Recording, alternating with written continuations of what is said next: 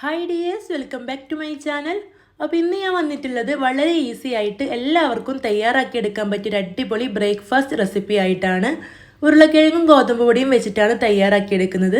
നമുക്ക് മടിയുള്ള ദിവസങ്ങളിലോ അതല്ലെങ്കിൽ സമയം കുറവുള്ള ദിവസങ്ങളിലൊക്കെ തയ്യാറാക്കിയെടുക്കാൻ പറ്റും. വളരെ ഈസിയാണ്, കഴിക്കാൻ നല്ല ടേസ്റ്റുമാണ്. അപ്പോൾ നമുക്കിത് എങ്ങനെയാണ് തയ്യാറാക്കുന്നതെന്ന് കണ്ടു നോക്കാം. അപ്പോൾ ഇതിന് വേണ്ടി ഞാനിവിടെ 2 ഉരുളക്കിഴങ്ങ് ഇതുപോലെ വേവിച്ചെടുത്തിട്ടുണ്ട്. അപ്പോൾ കുക്കറിൽ ഇട്ട് കൊടുത്തിട്ട് 2 വിസിൽ അടുപ്പിച്ചെടുത്തതാണ്. അപ്പോൾ ഒന്ന് പുഴുങ്ങിയെടുത്തിട്ടുണ്ട് കേട്ടോ. ഇനി നമുക്ക് നന്നായിട്ടൊന്ന് ഉടച്ചെടുക്കണം.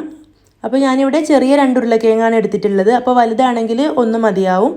ഇപ്പോൾ ഞാനിതിവിടെ ഗ്രേറ്റ് ചെയ്തെടുക്കുകയാണ് ചെയ്തിട്ടുള്ളത്. അപ്പോൾ നിങ്ങൾക്ക് കൈ വെച്ചിട്ട് നല്ലപോലെ ഉടച്ചെടുക്കുക. അതല്ലെങ്കിൽ ഇതുപോലെ ഗ്രേറ്റ് ചെയ്തെടുത്തിട്ടുണ്ടെങ്കിൽ നന്നായിട്ട് തന്നെ ഉടഞ്ഞു കിട്ടും. ഇനി നമുക്കിതിലേക്ക് ബാക്കിയുള്ള ചേരുവകൾ ചേർത്ത് കൊടുക്കാം. അപ്പോൾ ആദ്യം ചേർത്ത് കൊടുക്കുന്നത് വറ്റൽമുളകാണ്. അപ്പോൾ ഇവിടെ ഒരു 1/2 ടീസ്പൂൺ വറ്റൽമുളക് പൊടിച്ചത് ചേർത്ത് കൊടുത്തിട്ടുണ്ട്. ഇനി ഒരു 1/4 ടീസ്പൂൺ അളവിൽ മഞ്ഞൾപ്പൊടി ചേർത്ത് കൊടുക്കുന്നുണ്ട്. അപ്പോൾ മഞ്ഞൾപ്പൊടി ഓപ്ഷനിലാണ്, ഒരു മഞ്ഞ നിറത്തിന് വേണ്ടി മാത്രം ചേർത്ത് കൊടുക്കുന്നതാണ്. നിങ്ങൾക്ക് വേണ്ടെങ്കിൽ സ്കിപ്പ് ചെയ്യാം. ഇനി ഇതിലേക്ക് ചേർത്ത് കൊടുക്കുന്നത് 2 ടേബിൾ സ്പൂൺ സവോളയാണ്. അപ്പോൾ ഇതുപോലെ ചെറുതായിട്ട് കട്ട് ചെയ്തിട്ട് ചേർത്ത് കൊടുത്തിട്ടുണ്ട്. അതിൻ്റെ കൂടെ തന്നെ ഒരല്പം മല്ലിയില കൂടെ ഇതുപോലെ ചെറുതായിട്ടൊന്ന് അരിഞ്ഞിട്ട് ചേർത്ത് കൊടുത്തിട്ടുണ്ട്. ഇനി ഇതിലേക്ക് ആവശ്യത്തിനുള്ള ഉപ്പ് ചേർത്ത് കൊടുക്കണം. അപ്പോൾ ഈ ഒരു മസാലയിലേക്ക് വേണ്ട ഉപ്പ് മാത്രം ചേർത്ത് കൊടുത്താൽ മതി. എന്നിട്ട് നല്ല പോലെ ഒന്ന് മിക്സ് ചെയ്തെടുക്കണം. അപ്പോൾ ഇത് നമുക്കിവിടെ മാറ്റി വെക്കാം.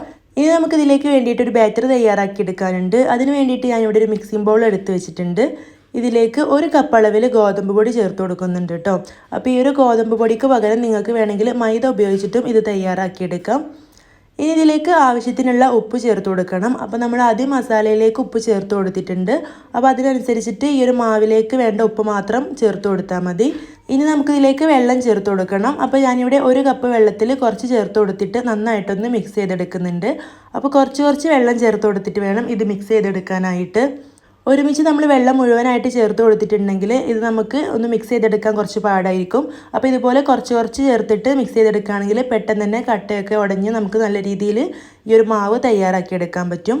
ഇനി നമുക്കിതിലേക്ക് നമ്മൾ നേരത്തെ തയ്യാറാക്കി വെച്ചിട്ടുള്ള ആ ഒരു കിഴങ്ങ് കൊണ്ട് തയ്യാറാക്കിയ മസാലക്കൂട്ട് ഇതിലേക്ക് ചേർത്ത് കൊടുക്കണം. എന്നിട്ട് നല്ലപോലെ മിക്സ് ചെയ്തെടുത്ത ശേഷം നമുക്ക് വീണ്ടും ഇതിലേക്ക് വെള്ളം ചേർത്ത് കൊടുക്കേണ്ടി വരും കേട്ടോ. അപ്പോൾ ഇതിവിടെ നല്ലപോലെ മിക്സ് ചെയ്തെടുത്ത ശേഷം കുറച്ച് വെള്ളം ചേർത്ത് കൊടുത്തിട്ട് വീണ്ടും ഒന്ന് നന്നായിട്ട് തന്നെ ഇളക്കി കൊടുക്കാം. അപ്പോൾ ഞാനിവിടെ ടോട്ടൽ ഒരു 1.5 കപ്പും പിന്നെ ഒരു 2 ടേബിൾ സ്പൂണും കൂടെ വെള്ളം ചേർത്ത് കൊടുത്തിട്ടുണ്ടാവും. അപ്പോൾ ഇതിവിടെ കറക്റ്റായിട്ട് കിട്ടിയിട്ടുണ്ട്. ഇനി നമുക്കിതിലേക്ക് ചേർത്ത് കൊടുക്കേണ്ടത് ഓയിലാണ്. അപ്പോൾ ഞാനിവിടെ 1 ടേബിൾ സ്പൂൺ സൺഫ്ലവർ ഓയിലാണ് ചേർത്ത് കൊടുത്തിട്ടുള്ളത്. അപ്പോൾ നമുക്കിനി ഇത് ചുട്ടെടുക്കണം. അപ്പോൾ ഇനി ഞാനിതിലേക്ക് 1 തവി മാവ് ഒഴിച്ച് കൊടുത്തിട്ടുണ്ട്. ഇനി നമുക്കിത് ലോ ഫ്ലെയിമിലിട്ട് വെക്കാം. അപ്പോൾ ആദ്യം ഹൈ ഫ്ലെയിമിൽ ഇട്ട് വെച്ചിട്ട് പാൻ നന്നായിട്ട് ചൂടായ ശേഷമാണ് കേട്ടോ ഈ ഒരു മാവ് ഒഴിച്ച് കൊടുത്തിട്ടുള്ളത്. എന്നിട്ട് ഈ ഒരു മാവ് ഒഴിച്ച് കൊടുത്ത ശേഷം നമുക്ക് തീ കുറച്ച് വെക്കാം. എന്നിട്ട് ഒരു ഭാഗം ഒന്ന് റെഡിയായി വരുമ്പോൾ നമുക്ക് ഈ ഒരു തീ മീഡിയം ഫ്ലെയിമിൽ ഇട്ട് വെക്കാം കേട്ടോ. ഇനി നമുക്ക് ഇതുപോലെ ഒരു ഭാഗം റെഡിയായി വരുന്ന സമയത്ത് ഇതൊന്ന് തിരിച്ചിട്ട് കൊടുക്കാം. അപ്പോൾ ഇങ്ങനെ ഇതൊരു 3-4 പ്രാവശ്യം തിരിച്ചും മറിച്ചൊക്കെ ഇട്ടിട്ട് നന്നായിട്ടൊന്ന് മൊരിയിപ്പിച്ചെടുക്കണം കേട്ടോ.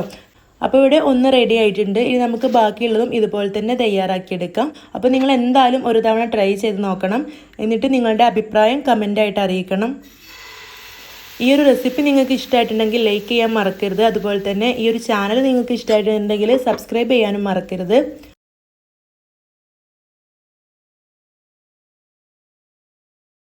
അപ്പോൾ ഇതുപോലുള്ള സിമ്പിൾ ആൻഡ് ഈസി റെസിപ്പീസൊക്കെ ആയിട്ട് നമുക്ക് വീണ്ടും കാണാം. താങ്ക്